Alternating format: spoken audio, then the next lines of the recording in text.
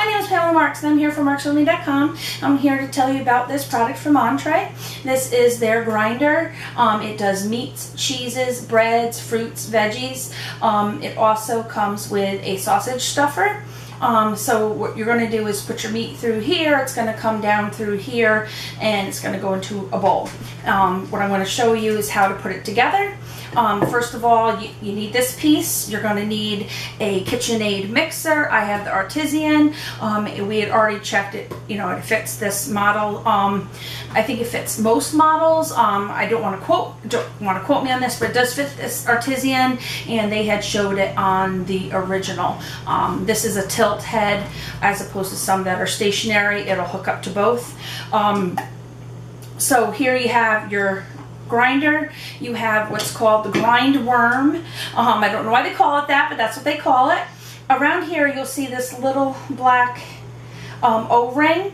And this machine, at first we're like, why did it come with extra pieces? But on one of the sausage stuffers here, I have 3 extra O-rings. So they thought of, those breaking down over time and gave you extras. I don't know the lifespan of one of these. I don't, because I haven't used a grinder normally. I've had this mixer for years, but haven't bought in any attachments other than, bowls and mixers for it. So this is my first grinding attachment. We're a little excited to make homemade coleslaw like my father used to, which was by hand crank, a metal hand crank back in the day. So that's one of the things that we want to use this for, as well as maybe even making our own hamburger, and down the road even going into making our own sausages, which would be really great. So what you want to do is you want to take this grind worm and put it in this way and thread it through until you see it come out the other side. And then you're going to want to take this piece. I'm going to look at here because I want to tell you the right names for the pieces. And this is the knife, and you want to place that in here until it fits on the little square. And then you're going to want to put in your grind pieces. Now they have a fine grind and they have a coarse grind. They can both be used for meat, so it's depending on how much you want to process them. I know if you're making sausage, you may want to start with a bigger grind and then go to a smaller grind and then into your sausages. Or even use, if you're making pate or anything, you might want to get down to the smaller grind. You want to put it through there. For our purposes, we're going to use the large grinder here, and then you're going to fit it onto here. And then you're going to fit the ring onto there. And you just want it so it's hand tight. You don't want to give it that extra oomph to it because it'll break it. Now for a moment I'm going to put this down just to explain some of the other pieces. This piece is your wrench / food pusher. When I say wrench, this is for not tightening it when you put it on. It's more or less used for when you're removing it. Most of the time I found that you can just hand it with your hand, but sometimes if it's a little too tight, you may want to put it on here and just loosen it a bit so that it comes off. Works really easy. Like I said, this comes off by me doing it with my hands, but if it gets too tight when used, it might get a little pressure in there and be a little harder. You might have to break the seal a little bit by loosening it this way, which would be upward, by the way. Lefty loosey, righty tighty happens to work with this as well.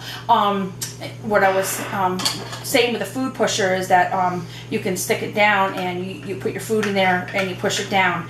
Years ago, my father would use this big metal one with the grinder, and he used to use a big wooden spoon. Now mind you, our grinder then, you could get your fingers down in there and at least grind the tips of them off up to your, it's just one of those things that could happen. With this one, unless you have extremely long fingers, I can't reach that housing. So even with my thumb, I just can't reach it.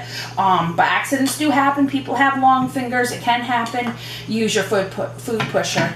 So this is a good item to have on for safety, and I like that they made it into a 2-piece product so that it is both the wrench and the food pusher, because that saves on the earth, because you only have one piece to worry about. It does come with a brush to be able to clean these products out well after you're done using them. And then here we have the sausage sausage pieces, when you put this together, instead of putting that knife in there, you're going to put this in there instead and make sure that it sits between the two. Here, let me just want to make sure I show you this so that you realize what I'm talking about here. In here, I didn't know if you noticed that have like these little nubs on the side. They have to fit in here. So so you wouldn't put the knife in, but you're going to put this in and make sure that it fits in those grooves. And then you're going to add whichever attachment you want, and then the knob, and then that's how you would make your sausages. So you have your large sausage stuffer and your small sausage stuffer. And your extra O-rings. We just have them on here for now because we're not using it for stuffing sausages at this time. So I'm going to put my blade, I'm going to take the sausage piece out and put the blade back on, and my large grinder. I'm sorry that was a little backwards. I just wanted to make sure that you understood that you don't put all these pieces together. They are independently used that way and then this way. So if you were going to make stuffed sausages, you're going to grind your meat, and then you're going to have to put it back through for the stuffing with the other attachments. So very easy to set up. It wasn't really hard. I was able to do it, which is great. Now I'm going to show you how to attach it to your kitchen mixer. So here's my KitchenAid. And yeah, as you can see, I'm going to lock it because I have it so it tilts right now. I'm just going to lock it so it's down, just so that it has the extra stability. You're going to want to undo this little screw in the front here. Don't want to lose this. So I'm going to put it right there. And then you're going to take, there's this little nub here that's like cut out that fits this, so that you know that you have it in your product the right way. And when it's in here correct, I'm going to pull that out. And I'm having a bit of a hard time getting it in. Okay, so you got to kind of, there you go. So you want to twist it a little bit till it fits in there. It's like a puzzle. It's a square in there, so it has to fit in the square in there. And then you turn it upward, and the little piece locks right in here. Put the little knob on here, just until it, yep, you can feel it when it takes hold. So you don't want to do that extra crank. You still don't want to do that because this part is plastic, and even though that little metal shaft is in there, you just don't want to over tighten it because you don't want to hurt your KitchenAid mixer. You don't want to hurt your grinder. When you use this, when you go to grind the meat, you want to set it to 4, which is right here. You want to set it to 4. You're going to put your meat in. It's going to come out here.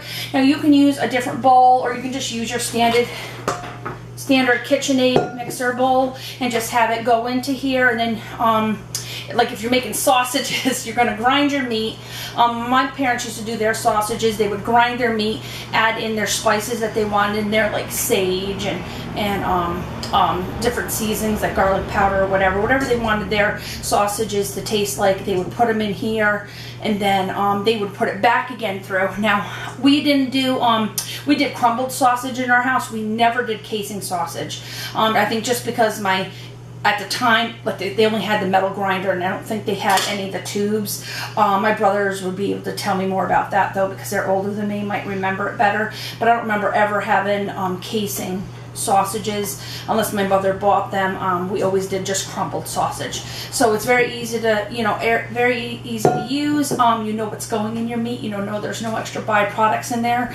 So this is a healthy way to take care of your family and make sure that they're eating what you'd like to eat.